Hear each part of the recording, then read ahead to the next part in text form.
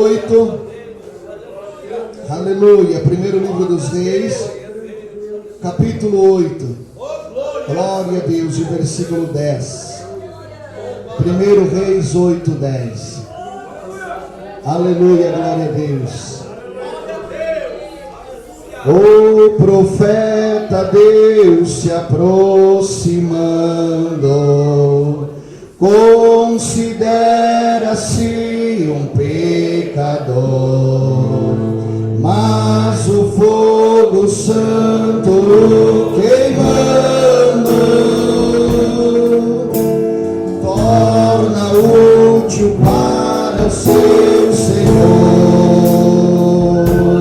Fala Deus, fala Deus, toca-lhe com brasas do altar. Fala Deus, fala Deus, sim, alegre atenta ao teu mandar. Aleluia, Ele vai falar conosco. Primeiro livro dos Reis, capítulo 8, versículo 10, diz assim a palavra do Senhor. E sucedeu que, saindo os sacerdotes do santuário, uma nuvem encheu a casa do Senhor, e não podiam ter-se em pé os sacerdotes para ministrar, por causa da nuvem, porque a glória do Senhor enchera a casa do Senhor. Então disse Salomão: o Senhor disse que habitaria nas trevas. Certamente te edifiquei uma casa para morar, assento para a tua eterna habitação.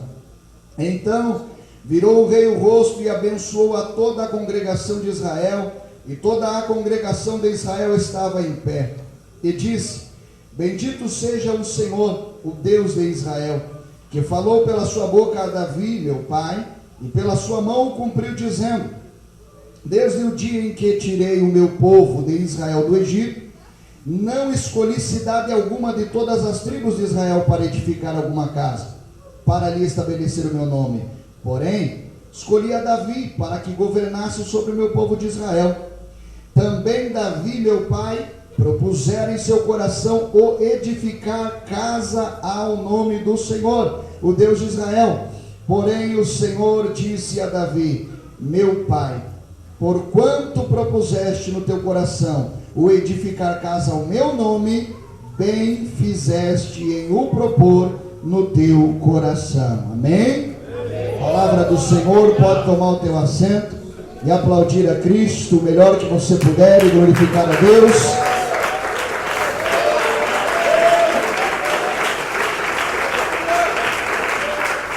Glória a Jesus, aleluia.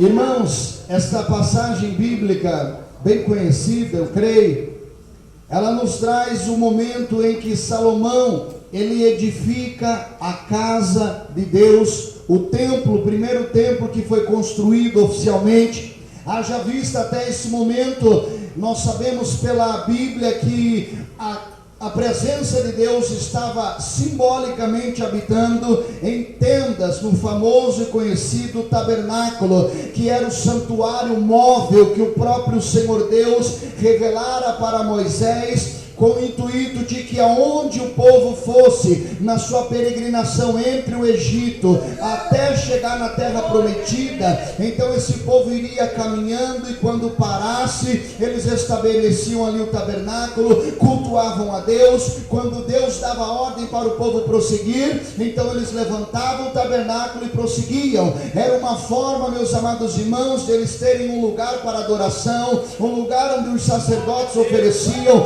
o sacrifício ao povo de Deus, e era esse lugar um lugar móvel, onde era possível ser transportado. Mas nós sabemos também, meus amados irmãos, que quando Davi, ele é colocado por Deus no trono de Israel como rei da cidade de Israel, do país de Israel, nós sabemos que então, em um certo momento, Davi, o homem segundo o coração de Deus, um homem que amava a Deus, um homem que tinha comunhão com Deus. Ele colocou no seu coração, ele disse: eu habito em casa de cedros. Davi, ele observa a suntuosidade do seu palácio, do seu castelo, do conforto e do luxo da sua casa real onde ele morava, e ele pensa consigo: como que a casa de Deus é apenas um simples tabernáculo? E Deus, em primeiro lugar, até repreende a Davi: por acaso eu pedi alguma vez uma casa? Deus até mesmo chega a dizer: é possível que eu vá caber dentro de um templo feito por mãos humanas? Mas Deus, ele se agrada da intenção. Deus, ele se agrada do propósito que estava dentro do coração de Davi. Aleluia, glória a Deus.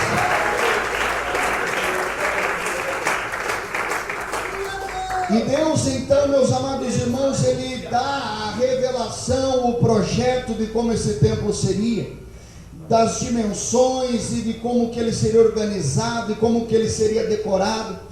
E Davi passa uma boa parte da sua vida organizando tudo isso, para que então o seu filho Salomão pudesse executar, porque Deus já tinha revelado e falado com ele: olha, Davi, eu me agradei do propósito, mas não vai ser você que vai construir, mas eu vou te dar todas as coordenadas. E Davi prepara tudo em vida ainda, e quando ele vai dar os últimos conselhos a Salomão, ele instrui Salomão acerca dessa construção, e ele fala: eu pus no meu coração, meu filho, está aqui a planta, está aqui o projeto, você vai assim organizar. Ele provê todas as condições de material e prepara tudo para que Salomão viesse executar essa obra. E Salomão, meus amados irmãos, quando começa a reinar, nós sabemos também, está escrito aqui nos primeiros capítulos do livro de 1 Reis, que Salomão, ele também amava ao Senhor. E como ele amava a Deus, ele vai, e naquele tempo eles subiam nas altas montanhas, nos montes, para sacrificar a Deus. E Salomão, ele sobe no alto de Gilgal, que era o mais alto, o melhor que tinha no momento que ele ali podia, e ele oferece 1000 holocaustos, 1000 sacrifícios a Deus. Ele agrada a Deus com a sua adoração, com o seu sacrifício. E Deus aparece em sonho e fala: Salomão, me peça o que tu quiseres, Salomão, e eu vou te dar.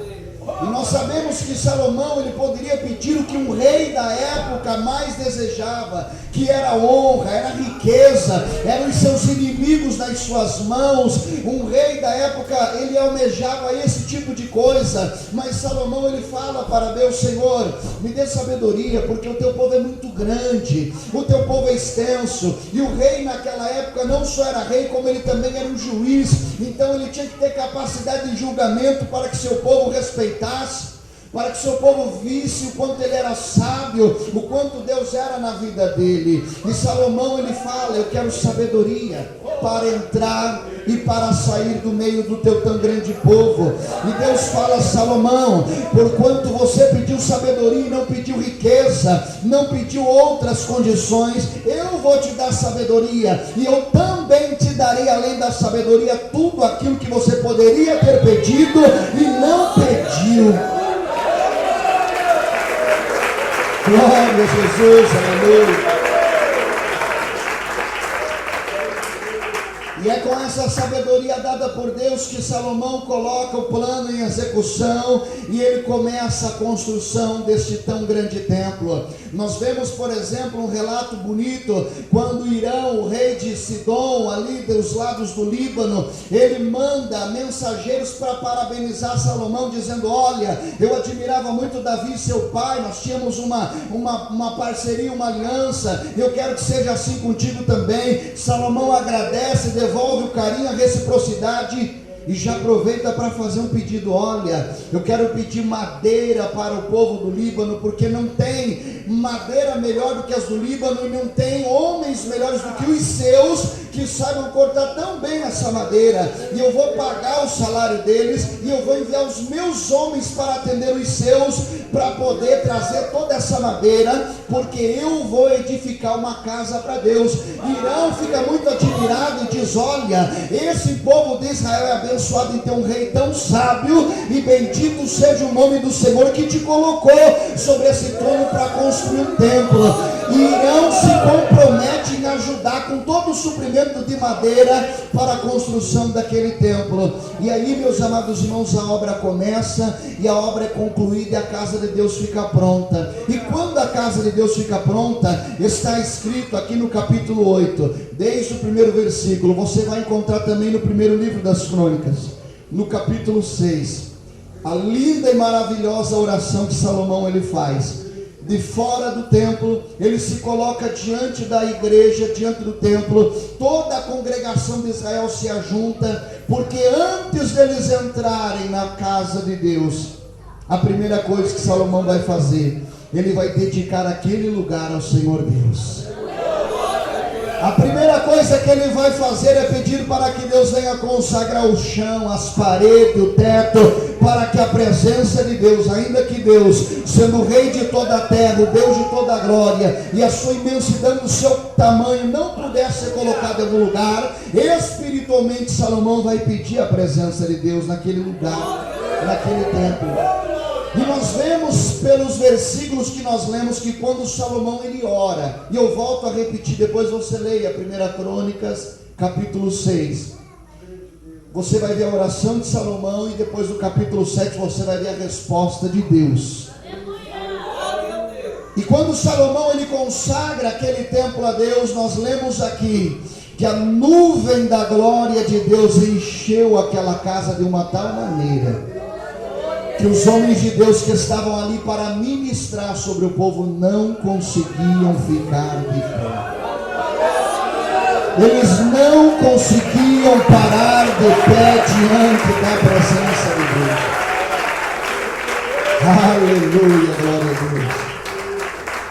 Quando nós olhamos para uma palavra como essa, meus amados irmãos, o que me chama a atenção é que o auge da glória de Deus, eu sempre falo, meus amados irmãos, quando nós sentimos a presença de Deus, nós falamos em línguas estranhas, é uma bênção. Nós sentimos o corpo tremer, o coração aquecer, dá um calorão, dá vontade de pular, de levantar a mão, de bater palma, de dar glória a Deus, e tudo isso é poder pentecostal, tudo isso é poder espiritual. Mas o auge da presença, o ápice da glória de Deus, é que quanto mais a glória nós sentimos, mais nós nos abaixamos, porque é impossível ficar de pé, nós nem conseguimos falar quando nós sentimos a presença de Deus. Aleluia, glória a Deus.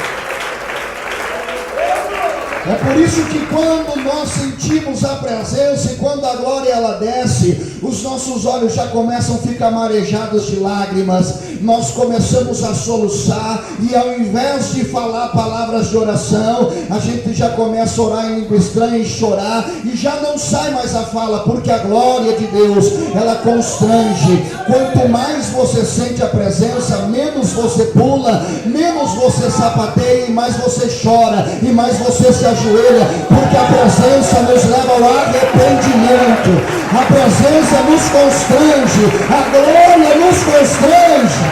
Aleluia.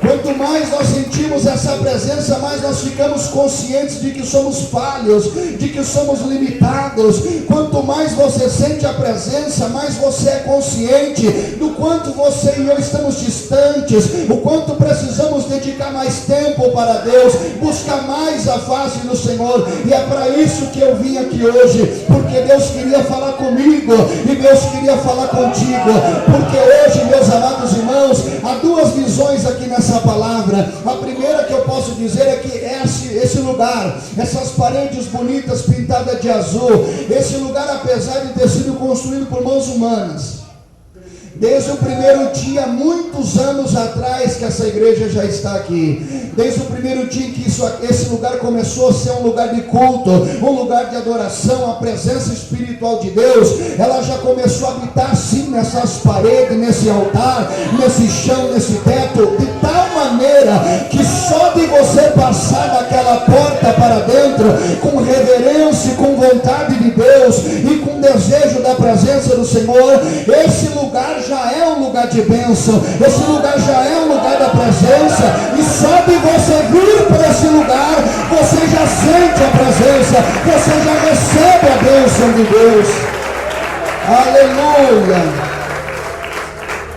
Mas a segunda e mais importante visão espiritual é que nós sabemos que naquela época o templo, ele tinha uma divisão muito importante chamada de cortina, e ela dividia o primeiro lugar, que era o lugar santo, onde os sacerdotes ali se reuniam para preparar os pães da proposição, os castiçais, então eles acendiam para que estivessem acesos e a lâmpada nunca se apagasse. Diante desse lugar tinha um altar onde eram oferecidos animais, e nós sabemos que todos os dias eram ofertados animais em gratidão, em louvor, em pedido de perdão de todas as pessoas que frequentavam o templo e os sacerdotes ministravam.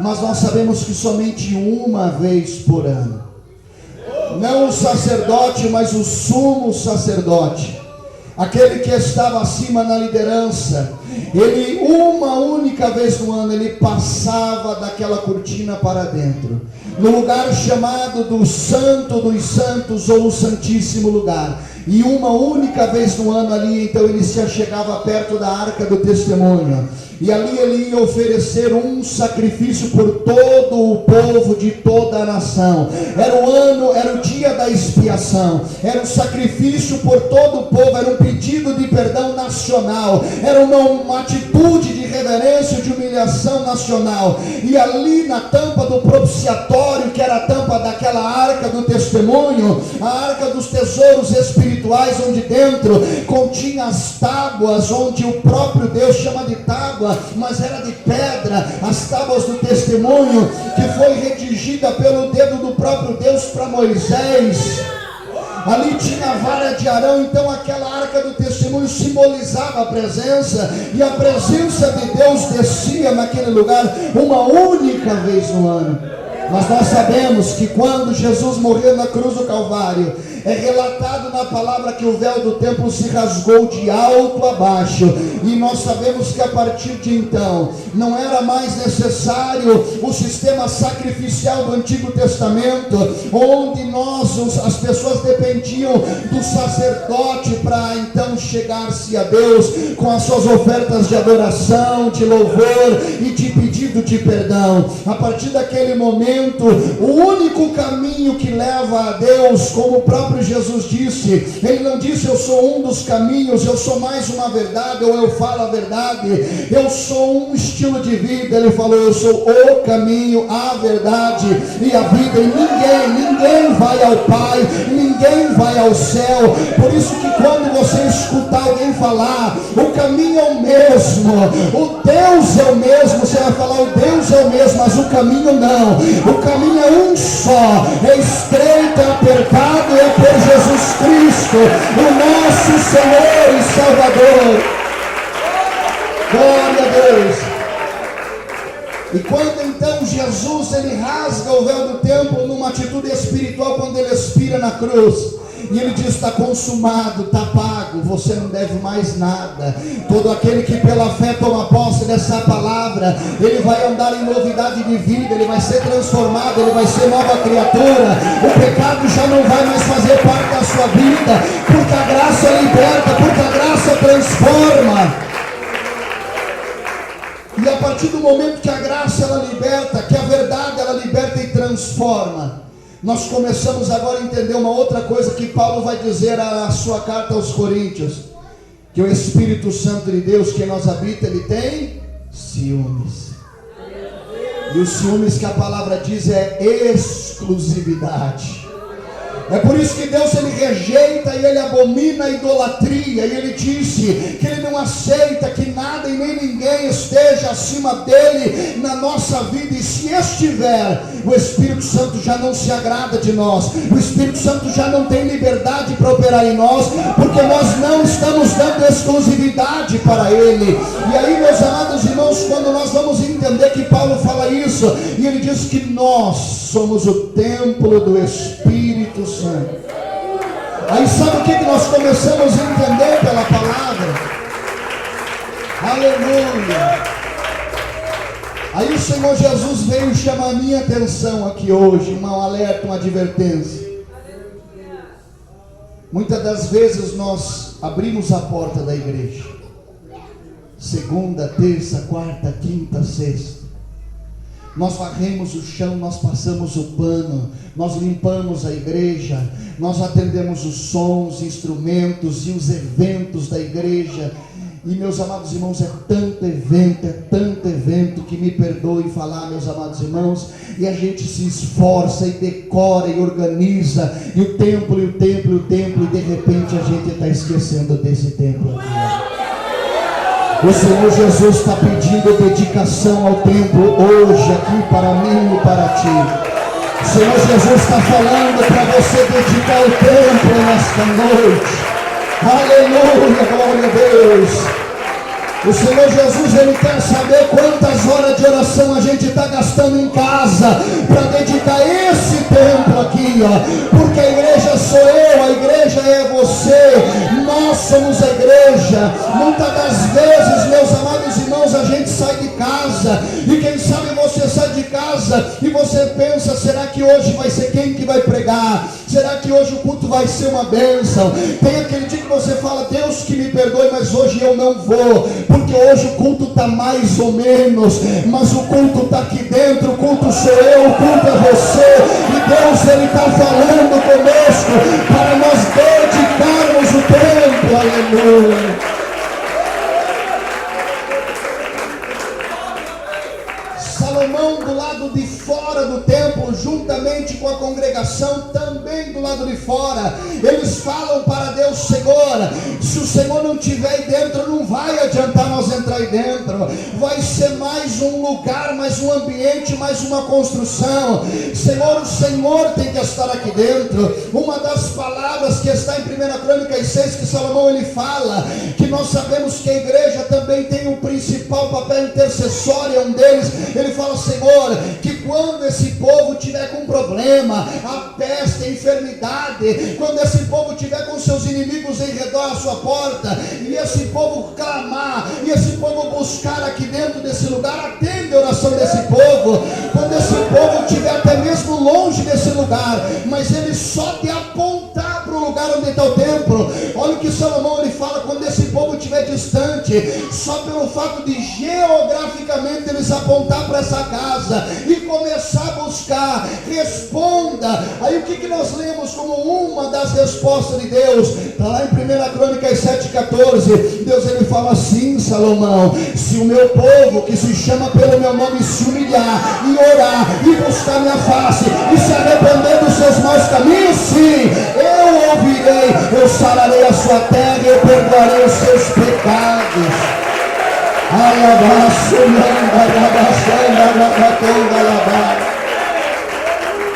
Da mesma forma que Salomão do lado de fora do templo ele orou, eu quero te convidar você hoje a olhar do lado de fora do teu templo. Eu estou olhando para mim aqui do lado de fora, como é que está o meu templo? Eu tenho dedicado para o Senhor o meu templo, porque nós sabemos que Deus ele é santo, e como diz 1 Pedro 1,15, sede santo porque eu sou santo. Nós sabemos que o Senhor não opera se não houver santificação. Nós sabemos que o Senhor ele espera a separação, que é a santificação. Então nós temos que separar esse templo para ele, separar espiritualmente, fisicamente, materialmente. Nós temos que olhar para dentro de nós, do lado de fora, e olhar para dentro e dizer, Deus, conserte esse templo, Deus, esse templo tem que estar cheio da tua presença, porque olha a importância disso. Olha o que Paulo vai dizer, eu corro e eu trabalho e eu luto para que eu, correndo e pregando, orando, não seja reprovado naquele dia, porque já pensou ser um daqueles que Jesus explicou em Mateus, onde ele disse: apartai-vos de mim, porque eu não vos conheço. Como, Senhor? Eu abria, eu fechava, eu pregava, eu subia, eu descia, eu fazia, acontecia, eu não te conheço. Apartai-vos de mim, porque ficou tanto movimento, mas pouco experimento espiritual, pouca comunhão, pouca intimidade com Deus. Aleluia. Nós vemos que quase 5.000 pessoas acompanhavam Jesus quando ele fez o milagre da multiplicação dos pães. Mas nós vemos que ele só apareceu depois que ressuscitou para 500, 10% só. Por isso que são muitos os chamados, mas são poucos os escolhidos. Dos 500 que viram ele ressuscitar, quantos que estavam em Atos 2, reunidos no cenáculo, desejando a presença, consagrando o templo e debaixo da obediência da palavra? Só 120. Desses 120 ele só andava com 12, e só 11 foi com ele até o fim. E desses 11 ainda tinha 3, Pedro, Tiago e João, que tinham um pouquinho mais de intimidade. E dos 3 só João viu, que ninguém viu. Só ele escreveu o Apocalipse. Ele viu aquele que ele viu chegar como cordeiro, ser humilhado, massacrado e torturado. Ele teve o privilégio de ver ele ressurreto, e ele teve o privilégio de ver ele com um corpo brilhante, reluzente de glória. Ele viu Jesus face a face. É porque o templo tem que estar dedicado. Ele não habita em templo que não tem exclusividade. Irmãos, guarda no teu coração essa palavra nesta noite. O movimento pode acontecer em qualquer parte, mas saiba de uma coisa: se você tiver comunhão, você vai estar contente aonde você estiver. Você vai estar satisfeito e alegre, porque o lugar pode ser grande, pode ser pequeno. Você pode achar, pode ser quem for, meu irmão, minha irmã. Eu digo isso porque tem pessoa que repara tanto: esse pastor isso, esse pastor aquilo, esse ministério desse jeito, daquele jeito. Irmão, o ministério é você, a igreja é você, o templo é você. Deus morreu, Jesus morreu na cruz por você. É só você se dedicar para Deus. Aleluia. Nós vemos na parábola do filho pródigo que os dois estavam recebendo o mesmo tratamento na mesma casa, filhos do mesmo pai. Mas o primeiro, o que tinha de problema com o primeiro? Estava insatisfeito, não estava contente, foi um ingrato e saiu da casa do pai. Graças a Deus que ele volta. E o segundo também não estava muito bem, porque mesmo não abandonando, mesmo estando com o pai, ele não estava entendendo que o que era dele era do pai. Ele fica reparando no momento em que o pai recebe aquele que saiu e gastou dinheiro, desperdiçou, envergonhou o nome do pai. E ele repara em tudo isso, ele fala: o senhor não deu nada para mim. Aí o pai olha com tanto pesar e fala: meu Deus, meu filho, você não entendeu nada todos esses anos. Tudo que é meu é teu, você sempre está aqui. Sabe o que é que faltava? Comunhão. Por isso nós lemos aqui, Salomão dedicou o templo a Deus. E em nome de Jesus nós vamos sair do culto desta noite e vamos falar: Senhor, eu quero, Senhor, eu não adianta. Meu irmão, sabe o que me chama a atenção? Pedro, se não me fala a primeira carta ali no versículo capítulo 3, parece. Pedro, ele vai dizer assim: ó, não adianta nós passar tanta luta e tanta prova.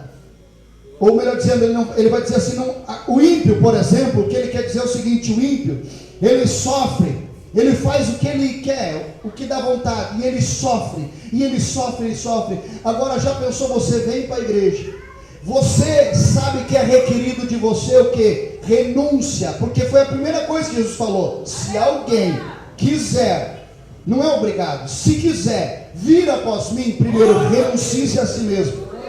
Já começa por aí, se negue a si próprio, olha para os teus planos, tua agenda, teus projetos, joga fora, amassa e põe no lixo, porque é a vontade dele que a gente faz, não é a nossa. Por isso que a gente ora: Pai nosso, seja feita a tua vontade, não a minha. só isso, mas ele fala: renuncie-se a si mesmo. Tome a sua cruz, não reduza, não murmura, não reclama, põe nas costas e carrega. E ele não fala metade do caminho, ele fala até o fim. E aí ele dizia: então siga-me. Ou seja, não é para andar com a cruz fazendo zigue-zague, indo para onde quer e fazendo o que quer, é seguir a ele. Então quando ele fala isso, aleluia, glória a Deus, aí Pedro vai dizer isso: é honroso padecer pelo nome do Senhor Jesus. Aí que está o mistério, porque o ímpio sofre à toa, mas nós podemos dizer: eu estou na luta, eu estou na prova, eu estou numa dificuldade tremenda, só que eu sei o propósito da luta, eu sei o propósito da prova, eu sei que a minha prova tem dia para começar e tem hora para terminar, eu sei que ela produz um peso eterno de glória no excelente, como Paulo disse na sua segunda carta aos Coríntios, no capítulo 4, no versículo 17, ela é leve, ela é momentânea. Então está aí a prova, está aí a luta, mas pelo menos você diz: eu estou lutando, mas eu vou chegar no céu. Eu estou chorando, eu estou sofrendo, mas eu vou morar no céu. Aleluia. Se coloca de pé em nome de Jesus. Glória a Deus.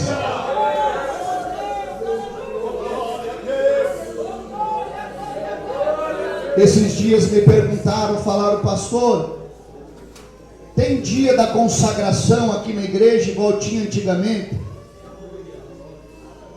Eu tomei aquilo como um alerta e pensei comigo: realmente tem que voltar a fazer. Só que a resposta que eu dei para ele, eu falei: olha, exclusivamente, é igual outro dia também outro me perguntou: cadê aqueles cultos de libertação, pastor?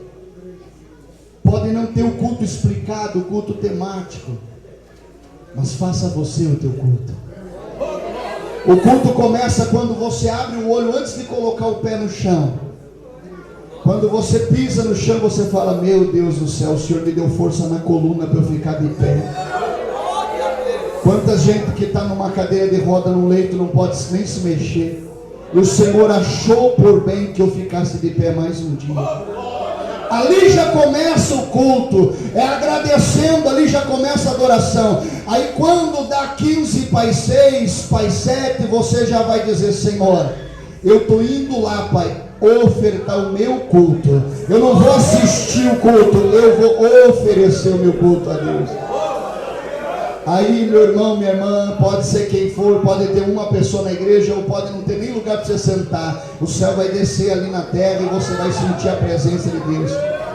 Irmãos, porque eu quero encerrar dizendo: sabe de uma coisa, irmãos, nós estamos passando dias tão difíceis, a frieza espiritual é tão grande, o pecado, a agenda profana é tão mundana, eles estão colocando toda a força deles, os demônios, tentando colocar para dentro da igreja essa agenda mundana e profana, para que o povo não sinta a presença. Que eu quero dizer, irmãos, não vale a pena passar luta, passar prova para ficar 10% cheio, 20% cheio. Irmãos, se nós estamos nessa terra, se não está do jeito que a gente gostaria, se ainda falta um tempinho para ele voltar, como os irmãos louvaram, a coisa mais linda aqui, que ele pode vir buscar nós ainda hoje.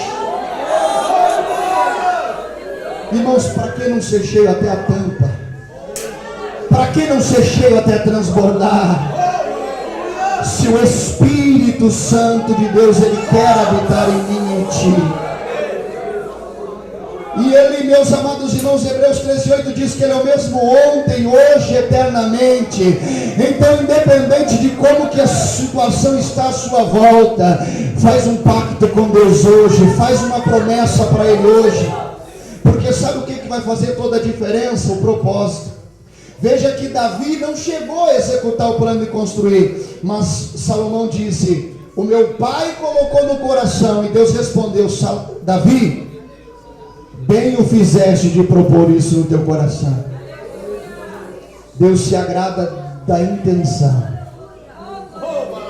Se a tua intenção hoje, se você fizer o teu voto sincero hoje, porque tem pessoas que ficam se medindo: eu estou tão longe disso, eu sou tão falho, eu sou tão fraco. Nós somos mesmo. Mas se você colocar dentro do teu coração o sonho de Deus, que é esse que foi pregado hoje, irmão, pode acontecer o que for, pode se levantar o inferno que for, ele vai cumprir na tua vida. Quando Daniel, veja o que é propósito. Quando Daniel se colocou no seu coração: eu vou fazer 21 dias de oração e de jejum, para eu saber qual é a vontade de Deus para esse povo, para esse cativeiro.